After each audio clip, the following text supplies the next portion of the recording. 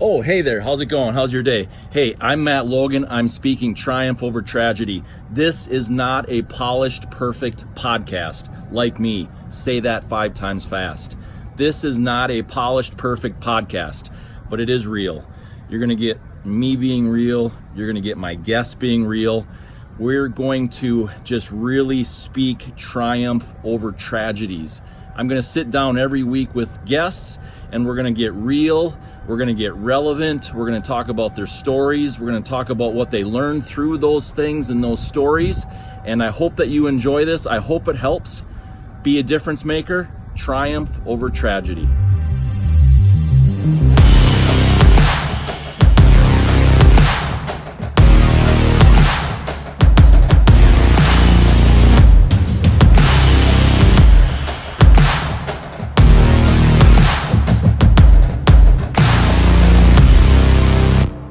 Beth, thanks for being here. Beth Blanchard. Yeah, thank you.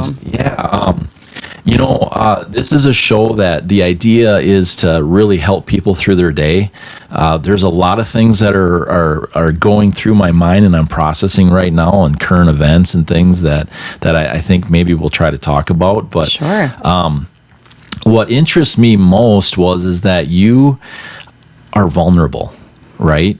And I think in order to help people through and process things, that's what we need to be. Yeah, absolutely. Yeah, and I follow you on social media, and I know your kids a little bit and things too, of course. But I think that it's important to me to be that way, and I think that's the only way that we can take steps in life. Mm-hmm. And if we can do that ourselves, maybe if we put that out there for people, we can help them through the loss of whatever, a job, a dog, a family member, or anything else that they might go through and suffer. And that's what we're here to do. Yeah, absolutely. So tell me a little bit about yourself really quick. I think it's really interesting that you say vulnerable, because, the first thing I think about is something like negative, like that's a scary place to be. But, on the flip side of that, there's only one way to live honestly and authentically, and it's life-changing once you figure that out. There was a point in my life that I came to that was, I actually don't care what these people think, because it's not up to them, like they don't get to decide where my life goes. They're not impacting really anything unless I allow that. And, the more that I put myself out there, the more that I connect with people and find some commonalities, find, my own therapy in being authentic. And it's super hard. It's really hard for us to look in the mirror some days and say, okay, this is where we're at. It's hard to process. It's hard to learn new things, especially as we get older. So my goal is always to put myself out there in hopes that someone can see they could do that too. Yeah, that's nice. That, if I can be that at least for my kids, at the very least, then I'm already winning. So yeah, I follow you on social media, and honestly, I don't I don't have a lot of time, so I don't look at everything in detail. But I know you do. You have your hands in a lot of things. Yeah, and I appreciate that, because I have my hands in a lot of things, and I think a busy person can really help other people and things like that too. And so tell me what you do. Well, at the very core of it, I'm a director of marketing at an electronics company, and so I plan and put things out there. So you're creative. My main job is to communicate things on a level that people can help, be more understood or to understand more. And that, is all the fun parts of it. Like I get to, do things that are out of the box and be a little quirky and, put things out there that can be scary, because you are completely putting yourself out there. It can completely fail. But at the same time, if somebody just says, aha, okay, I get it. Like, we're winning. That's all we're trying to get to. So I love that aspect of it. And I think, with the busyness, like I just call it passionate. I'm a passionate person. I love to do all these different things, and people think I'm crazy all the time, and they're probably right. What different things? Tell me about the different things. I've got, my full-time job. I've got my kids. I was in fitness for a long time, like teaching classes, and kind of just now been doing my own thing. But I, have a company on the side that I work that is, helping, energy and weight loss and things like that. Yeah. And then I have a blog that I write, and it's really more of a personal thing to put myself out there and say, hey, you know what? here's what I've run into a lot, and here's what I've learned. We talked before about learning the hard way. Yeah. I like to run into the window. I didn't tell you what my philosophy is, and I've been in front of more than 300,000 people speaking, and I tell pretty much all these groups the same thing. I believe that we learn two different ways in life. One, by our own mistakes, and by the mistakes of others, right? Right, that makes sense. And what's the wisest way to learn? The mistakes of others. But we are human. And most of the time, I learn the hard way by making my own mistakes. Right.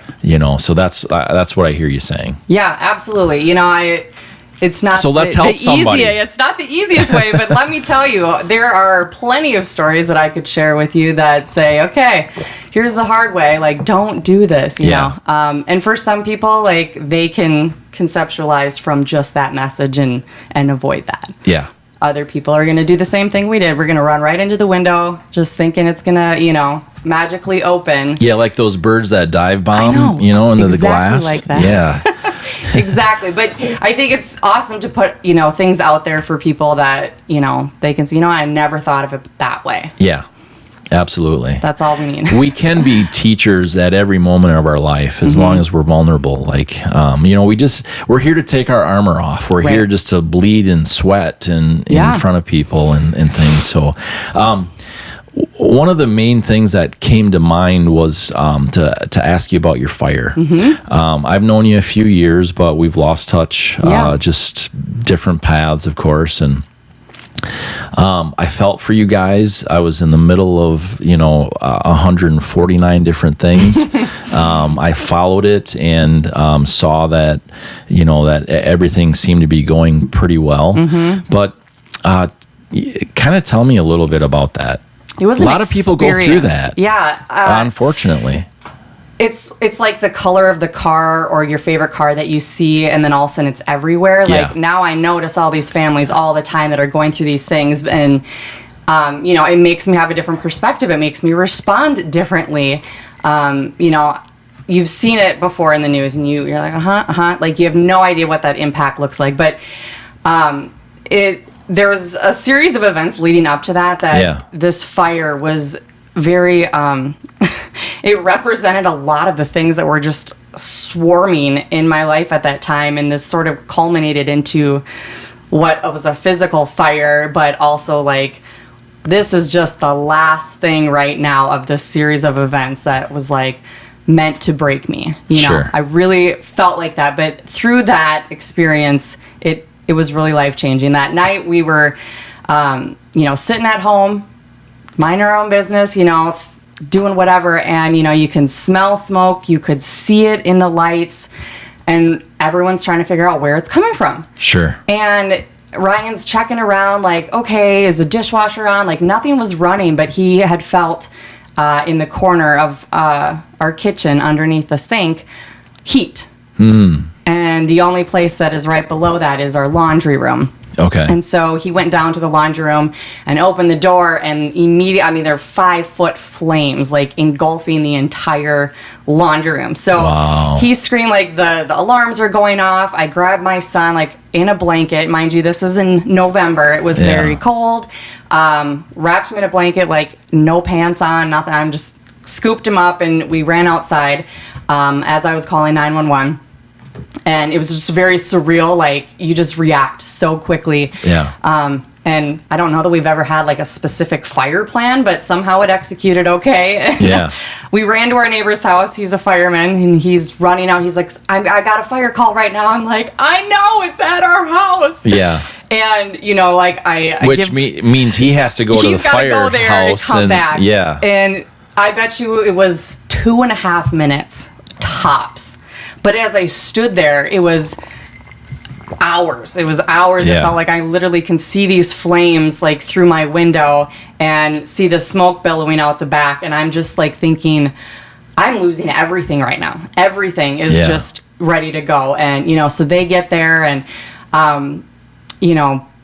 in our laundry room, there was a special PEX piping. And so when it gets as hot as it does and melts, it bursts. And so the water from that really put out a lot of the fire. Sure. I've worked with PEC, so I'm familiar with that material. Yeah, that makes sense. No idea what that was before, but that was like the saving grace. I mean, they said it would have been everything like in minutes without that. So, that was really huge. It was, just almost like a sprinkler system. Yeah, pretty much. I'm like, does everyone have these? Because that's genius, Yeah. And that night was just a whirlwind. It was kind of like, I can't even process what's happening right now. But over the course of the next couple days, it was like, learning to ride a bike. You're like, I have no idea what I'm doing here. I'm dealing with insurance people and these people that are ripping stuff out of my house and, trying to figure it all out. But, my main thing was like, where do we go? What are we covered with, So we had 4 people and a dog in a hotel room for 10 days. And if you think that, you can get by with your family, like, just sleep on top of each other for 10 days. Yeah, and right. It's a whole other deal. But the thing that was so cool was to see the people that showed up, that called, that, put together, meals for us, that, I had one gal that I had known on social media, literally have never met her. We just became friends on Facebook and kind of just, follow each other and whatever. She was one of the first people there that came to our hotel room with a basket, like a blanket for every person in our family, with snacks, activities, things like that. And it blew me away, you know. And the coolest part was, like, my kids can see that. We talked a lot about, how we show up for people and how they are showing up for us. And she, my daughter says, why are they doing this? Yeah. And I'm looking at her thinking, like, I don't really have a good answer for that. But, I was like... Because we need it. Yeah. Somebody, feels that connection. Like, we are made to connect. That is what people are, like, wired to do. Absolutely. So it was just a good experience. And not every person is wired to connect in the same fashion. Right. Right. And it's, for some people, like, it's like the love languages, you know what I mean? It's how they express that. You know, some people it was bringing stuff. Some people it was calling us. Some people it was, whatever. But in all these different facets, people are kind of like showing up. And it was really overwhelming. I'm like, I said, I can't believe, this kind of support. And my daughter says, well, Mom, don't you do this for other people all the time? And I'm like, I mean, but that's me doing it for them. Like, that's a different story. Yeah. So it was just, looking back at it, just a cool experience for our family, really, that looking back now, during that 10 days in that hotel, we could have told a different story a little bit. But it's something I always look for is a lesson. Which is why there's a season, like that 10 days is a season, right? Yeah. And the story is different in the middle of that season. Right. But that's why it's so important, and I just want to take this opportunity, that's why it's so important to travel through that season. Not give up, take the steps forward, and travel through the season, because the story's different in the middle of it. Yeah. Yeah. And, my grandpa always said, this too shall pass, and he would say, like a kidney stone sometimes, but you get through these things. Did he have kidney stones? He did. I hear they're terrible, but... I've heard they're terrible too. I don't need to experience one. I will take the word for That's it. Right. But one of the most profound things I ever heard is right now.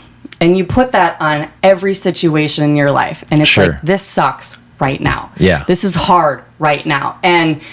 you add those 2 words and it simplifies everything, because it really puts some, focus on that seasonality of things, that it is not a permanent thing. It is not going to always be like this. Right. But right now it is. And you can feel all of those things in that time. Yeah. Like we went through the anger and the fear and the sadness and what all those things, you need to be able to process through those emotions. And like you said, there's that season that, you learn and grow and usually thankfully learn later. That season was only 10 days.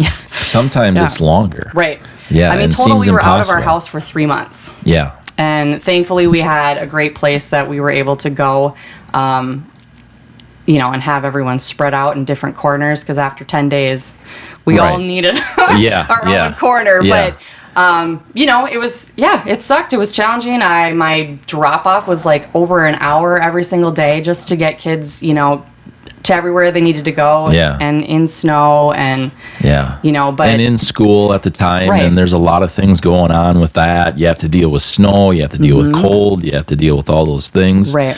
Wow, wasn't that great that people stepped up, though? It was just tremendous, and it just reminded me of all of the ways that we can do that for other people, and I think changed. I mean, like we had Christmas in not our house, like we didn't have all of this like Christmas decorations, not that that's the most important thing, but that's one thing that I love doing is having the tree and getting all these decorations out, and we didn't do any of that. I'm like, well, I guess we don't have to go through the pain of putting it all away, Right. So, right. If I have to find something, It's less stress that way.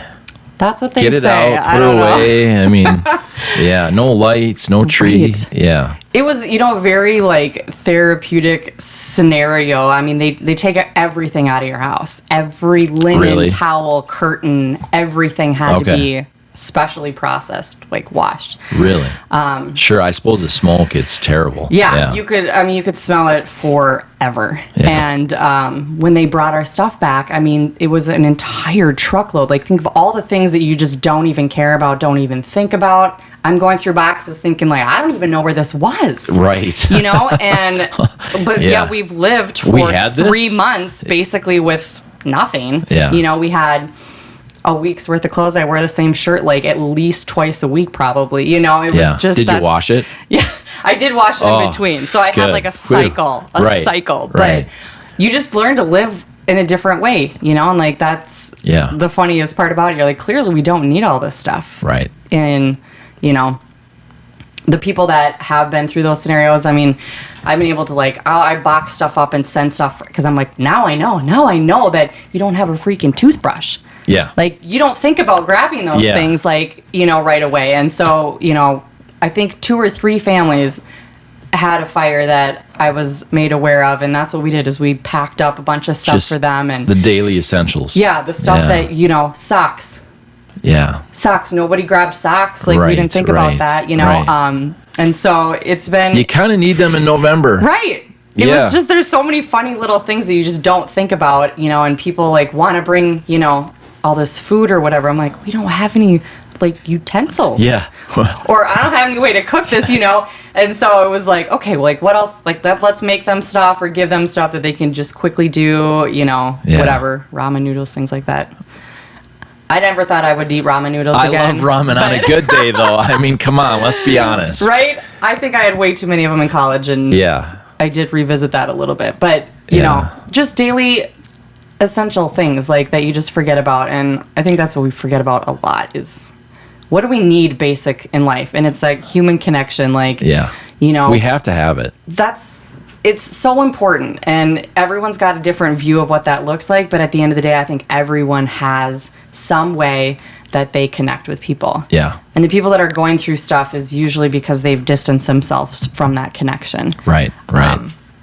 So I think, there's so many ways that we can be available and connect with people, even when our hard is different.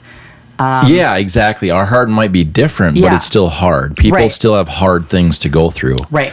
Yeah, that's a good point. I hear a lot, at least it wasn't blah, blah, blah. At least I'm like, I don't really agree with that because now we're just downplaying what has happened. And I really feel that you need to embrace whatever it is. That includes the hurts, those points. Right.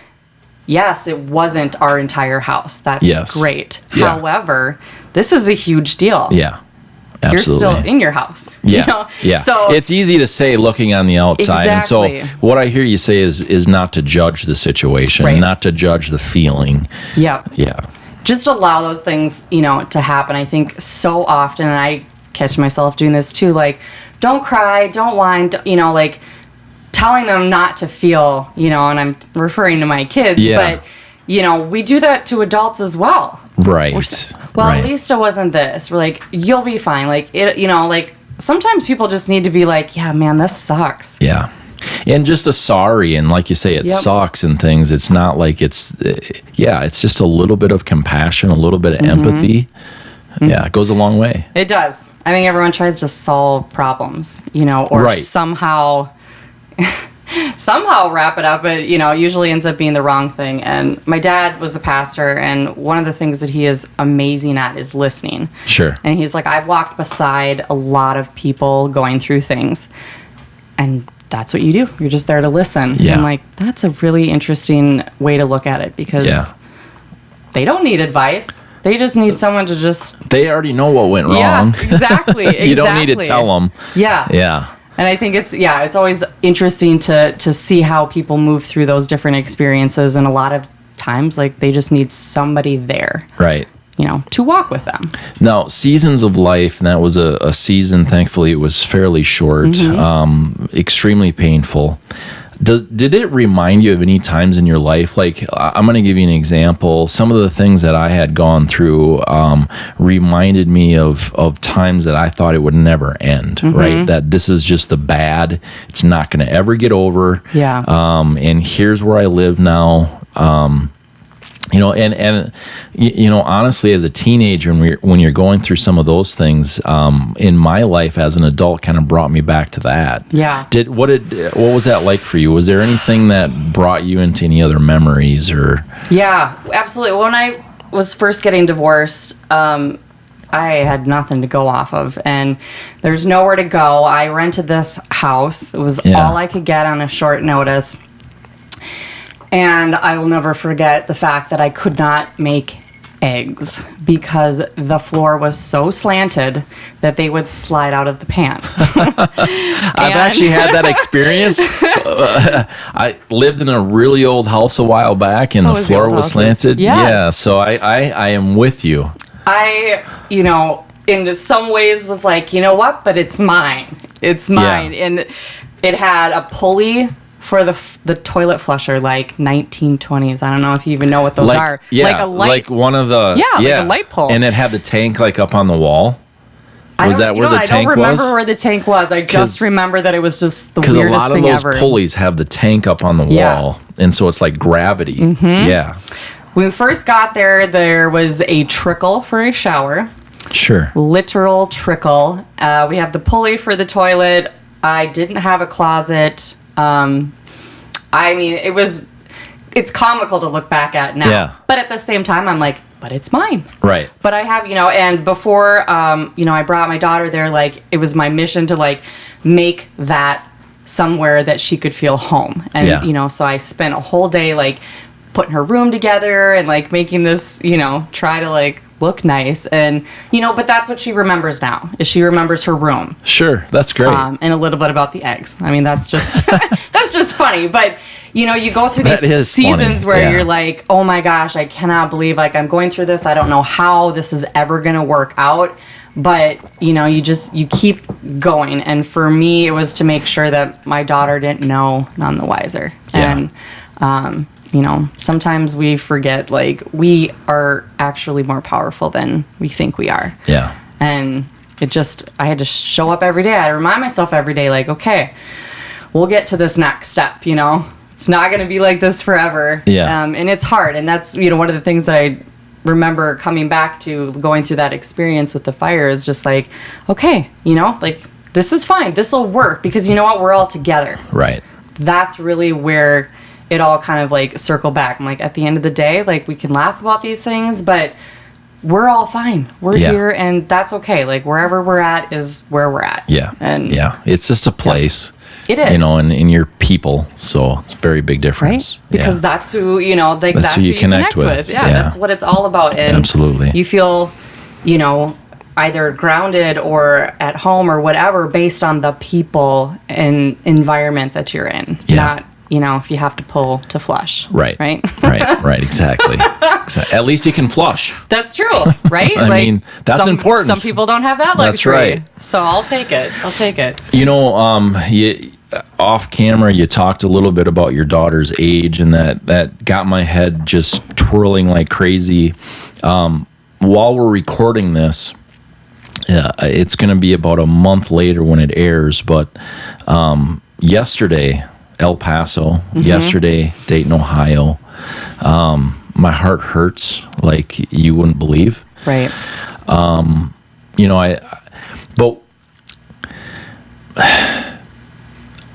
I feel like in the middle of these situations, like I see what's happening, and I don't know the backstories of any of these people or anything like that, but I work with a lot of people and a fair amount of parents with teenagers that have some struggles, and I don't have any personal experience with cutting, right? Or some of that self-harm that seems to be going on a lot right now. Do you have a fear of that? Yeah. What's your experience? Do you know anybody? Yeah, I think and we had a conversation, actually, my friend and I were talking about just parents and, situations of things that weren't so great in our lives. And, I've been very candid with Malia about a lot of things. At 12 years old, I think the best thing that I can do for her is, one, to show her, like, I have struggled. I have been where you have been. Right. And here's what I found. And hope that that's good enough. She'll make her own decisions. But, around her age, is like it's the kind worst. of that pivotal moment where is. exactly. Where That's you're what looking I've to seen. figure things out. Yeah. You model, and really nobody knows what they're doing at that age. And No. I still don't know what I'm doing at my age. Yeah, no, totally. I right? just don't know what I'm doing with more experience than they have. Yeah, and you just feel okay about it now, where they're in a state where it's completely, shaking from a core perspective. They're trying to find their bearings. And absolutely. I had a really bad eating disorder in middle school, and my parents split up when I was about 5th grade, and I, for some reason, was like, okay, if this is what we're doing, that's fine. Like, my brother took it really hard, was more emotional about it, and I was like, well, someone's got to show up and keep this boat going, right? Yeah. And, and that's what I did. So I didn't really process it. It wasn't necessarily a huge surprise. But, I was like... the process part of it, you kind of put that off. Yeah. We'll go over here, and we're going to keep, moving forward. And, this thing sort of developed. It wasn't like someone said, you're fat or whatever, but it became some really weird way of controlling a situation. Okay. This is what I was doing to control the chaos in my life. Yeah. And looking back at it now, I can see these things, but, it became an obsession because that was, one thing that I was totally in control of. And, and it got really out of control. It got, it wasn't necessarily for attention. I remember my dad, feeling so badly about the situation, that he didn't know that, it wasn't being addressed. And I'm like, I didn't even know what was going on, and I share those things with, kids, one, because this is very common, especially in young girls. Right. But two, people all go through certain struggles, and it's sort of in a self-sabotage sense as they're trying to find out where they fit. And, I try to be honest with Malia about where my struggles are at, so she can see, as you struggle, you will also find out, these things. And, I try to put a lot of emphasis on that process where you can feel whatever you want to feel about this. Those are your feelings. Right. And all of them are okay. Do you tell her to deal with it though? Or do you see what I've seen a lot of, and I'm not saying I don't know any details of any of the things that are going on with these shootings. I don't. But what I feel like, what I've seen, some of the different things and tragedies that are similar to this, where you can kind of look at it in retrospect. That's where it went wrong. You know what I mean? Hindsight. And it is. Hindsight's 20/20, and I get that, and that's not what I'm saying, and it's no disrespect for what's happening, especially right now. Now when this airs, it'll be a month down the road, but I really feel like we need to, as people that have gone through some difficult things, we need to stand up and say, okay, it's not okay to do this. It's okay to feel this. It's not okay to act like this. Right. Does that make sense? Does that add up? Yeah. And I think, we, as a culture, try to find an answer for everything. And I'm not sure I agree with that, though. I think that I feel like when we're looking at this shooting thing, for example, we're trying to say, okay, what was it specifically that created this? We're trying to find an answer for that in that situation. Right. I don't think we're trying to find answers for someone having an eating disorder. I don't think we're trying to find an answer for somebody that's cutting. I don't think we're trying to find an answer that someone is doing different things that is basically, to me, a cry for help. Sure. And we're minimizing it and diminishing it as it's a feeling right now. You know, and I deal with a lot of people and that have some of these similar situations, and I really feel like the more I deal with it, I feel like we can say, okay, look, we have to stand up as people who have been hurt, who are hurting, who have gone through difficult things, and say, this isn't okay. Right. It's okay to feel, but it's not okay to cut yourself. It's not okay to do these things. What can we do to help you? Yeah. I think, there's a... You know, in your situation with eating, what could we do to help you? Did anybody come up and say, what can we do to help you? No, it was a very And I don't mean disrespect for your parents, and I understand that it was a split, but you see where I'm going with it? Right, yeah. I remember, my mom saying, why would you do this? Was angry about it, and I didn't really have the answer and that's either. not what I mean. I don't mean why would you do this? I don't mean to be harsh, but I mean to say that, hey, I care, and this isn't okay to do this. Yeah. It's okay to feel this. Right. But I think that's a powerful statement or question, how can I help? I think that's one that we forget a lot. Yeah. I think that hurting people hurt in For general, sure. For in the simplest form. The people that are committing these things are really hurting people. For sure, every single one of them. Things in their head too, but what's common is that people aren't dealing with the hurt. They don't know how to deal with that, and I think that's what we just forget to address. I think you absolutely now. Malia has, expressed, discontentment in her life with, I wish I wasn't here, or, things like this. And, I try to we all allow go through those feelings. Yeah, we all go through those feelings. Yeah. You allow the feeling. Let's do a checkpoint, though. Yes. And, do we understand the capacity of what you're saying? Do I think that there's a risk right now? And, right. Trying to steer that thought process, and I think there's so much out there that people are just don't say that, or don't do this, or whatever. I get that, but what else can we do to help support where the hurt is? You know, so we're trying to put a Band-Aid on something that that's not the wound. Is it even a Band-Aid though? Yeah. I mean, you know what I mean? It's it's almost well, that's just the way they feel right now. That's just an expression of how they feel. And in my experience, that has just built up to something that doesn't typically end very well. Right. I think most people, it's... And I can say that to you, and, the things that I've been through. Right. And man, I mean, there were moments that I'm I want this pain to end. I had a year of Job in the biggest way. Yeah. And I wanted that pain and that struggle and that tragedy to just end. But I didn't want my life to end, and I didn't want to hurt other people. And that's because other people came in and said, I understand you're feeling this way. And empathized with it. Yeah. And then what happened with that is that they said, okay, now just understand that doing this, that, or the other thing isn't healthy. They stood up for me by putting a roadblock, essentially, and just saying this action and that action, it's not okay. Right. And I didn't do those actions, but they were proactive instead of reactive. Because it could have gotten there. It could have. Absolutely, it could have. I think boundaries are super huge. And I like that word, boundaries. That's exactly my point. They've got some great books, and if you've never read them, they've got boundaries in marriage, boundaries with kids, boundaries with whatever.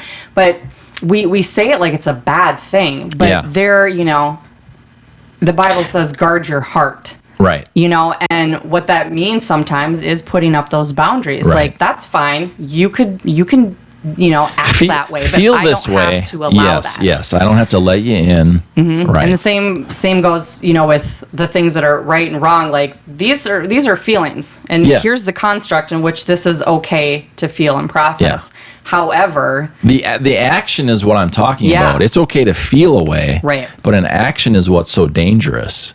And again, being this is rooted in a place that is from pain and from things that could have gone. I could have made very different decisions. I'm not saying all my decisions were good. Yeah.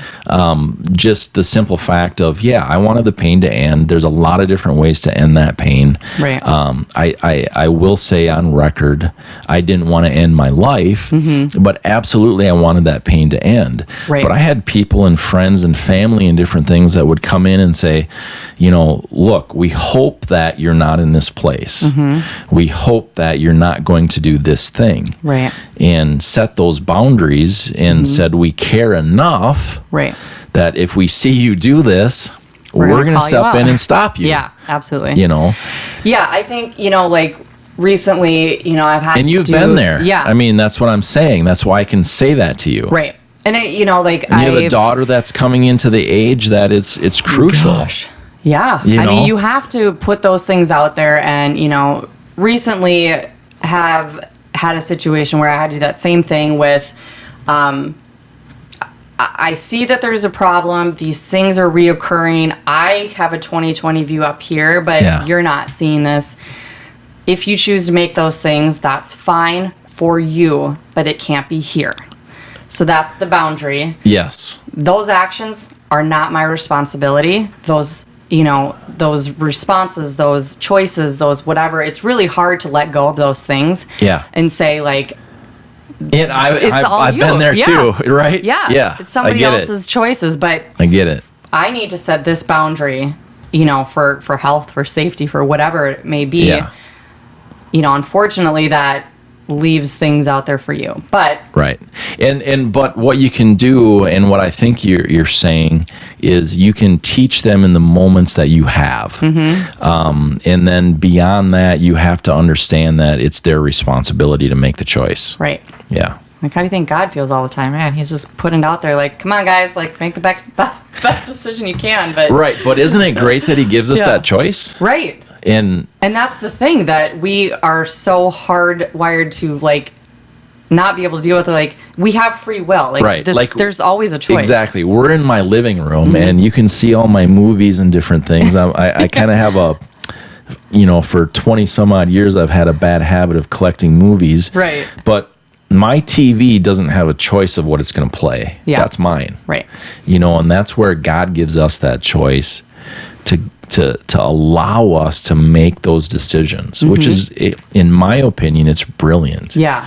I mean, I wouldn't want it any other way. There's two things here. Like, one, and we have to always give that have the to way others. to choice. Yeah. We always have that, you know, opportunity to choose how we respond to things. Right. And number two, you know, the boundary things where, you know, people are put into your life and they are, you know, laying those expectations out for you. So they're, you know, like, you'll still get to choose. Yeah. And they said that. Yeah. However, if you choose this, we're going to show up at your door. Right. You know, and that's just the cool part about just people and accountability, you know, in general. Absolutely. It's that connection. Just circle back to that. Absolutely. You know, what I explained to someone the other day about, you know, how it's so hard when you're stuck, right?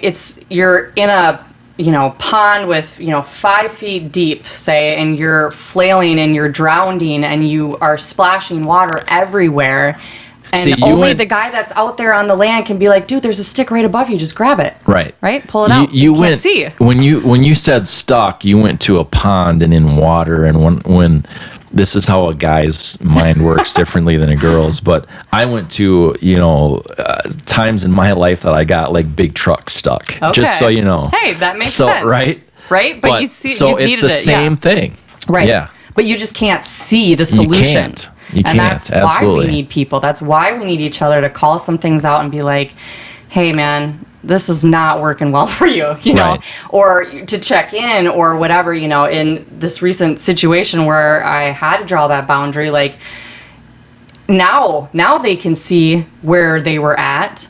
But at that time, it was showing up as anger, and it was showing up as resentment, and it was showing up as a whole bunch of other things that it wasn't. Right. But, you know, someone else needs to look at a different perspective sometimes and kind of pull you out and say, hey, well, let's reevaluate what's going on right now. Can't see the forest for all of the trees. Yeah. You know, you're in the middle of the forest, you can't see any of the trees. Right. Step outside of the forest. Yep. Look at the trees. And I think that's, you know, like why we all need each other. Why we can't possibly do it all. No, like, absolutely. No one can. And, you know, sometimes you just need that other perspective to really process. I mean, for me, you know, I had a lot of people ask during our fire, how do you stay positive? And I was like, my first response was, what other choice do I have? You know, but I did have a choice. I just chose to look at it the way that I could. Like, this is what it is right now. No amount of anger or frustration is going to change this situation right now. It's just going to make people really cranky. Right. You know, and for me, like as a mom, it was like, I just got to keep my kids moving forward and not look at this situation as the place of residency. It's, we're moving through this. And, you know, I think people so quickly, you know, take up residency and, you know, at their pity party. Yeah, yeah. And you said move forward, and I really like that because there's so many people that, you know, I get social media, they private message me or direct message me or whatever you want to call it, and they always ask the question, you know, my daughter, my oldest, and one of my daughters died in a car crash, and I came upon that car crash. And the question that they ask me, the single most often asked question is, how do you move on from that? And you said move forward. And that's exactly the key, is there's such a difference between moving on and moving forward. Yeah. And Absolutely. The world does not stop spinning, no matter how desperately bad you want it to. It continues to move forward. What I do is I bring her with me. Yeah, right? Absolutely. You go forward, you bring her with.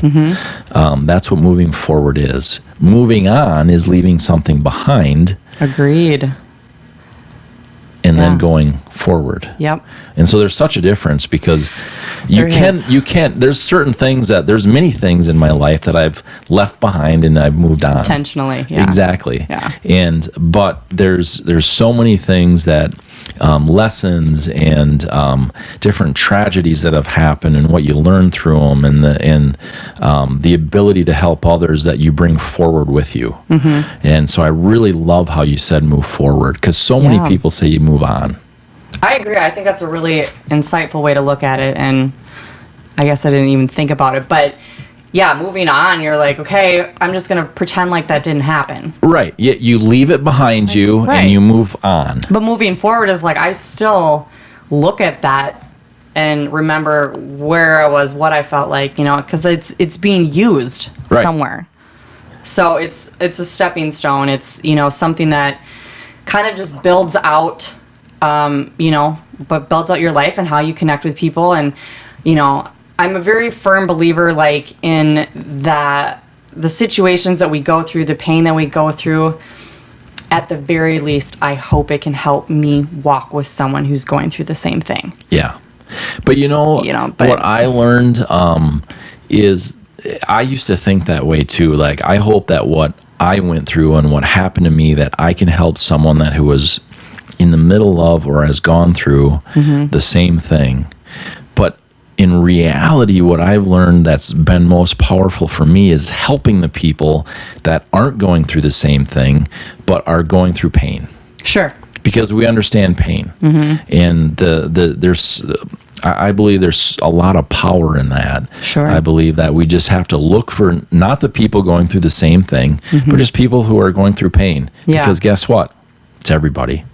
Yeah, that's an interesting point. Everybody's going through pain. And I think, you know, it displays very differently. Like I said, like a lot of times it shows up as, horrible choices. And, I look at it with like my 4-year-old, right? When he is going through stuff. He's 4 now? He's 4. Yeah. He's like almost as tall as me. So I don't know what that says. But, like they're so funny the way that they work. And, when they're freaking out and just being a crazy person and you're just about ready to lose your marbles, and then I think about, okay, here's what's been going on in our lives, and here's how he doesn't know how to deal with it. So this is how it's showing up. Right, yeah. And so just trying to reassess my response to him in light of that type of, thing. And, pain is pain. Like, everyone feels it. Yes. Everyone goes through it. And, sometimes it's just like you were saying, how can I help? Like, yeah.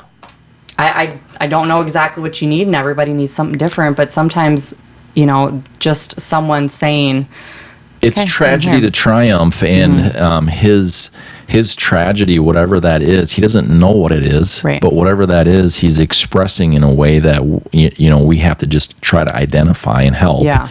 And that's kind of my point is that everybody goes through those things, and everybody has that pain, and we just have to, those of us who have dealt with that pain, have to look for it and help them through it. Yeah. It doesn't have to be the same pain. Right. Yeah, I agree. Yeah. It's hard. It's, everyone's heart is different. Yeah.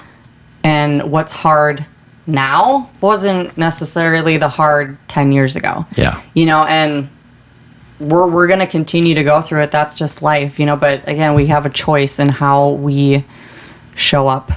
Yeah. Always. So, here's an interesting question. Currently in the world today, what would you like to see different? Compassion. Okay. What does that mean? Unpack that a little bit. Yeah, I feel like, when we're talking about this, basic principle of like hurting people hurt, like we're so quick to judge a situation or assume or belittle really whatever their like your tragedy that they're going through is, especially when we don't get it. Yeah. But there's just so much to be said about like that human connection that we forget. Like, we're trying to like isolate people more. Like, okay, then just keep them there, send them there or whatever. Like, I'm a big advocate for mental health because I feel like, the people that are struggling are they're not finding someone that can help anything, and they're feeling lost and they're, going through this pain cycle that is like a cyclone in their life. Yeah. And they just need some helping hand. And I think that it can change. I live in the country, as you know. People that are listening or watching don't know.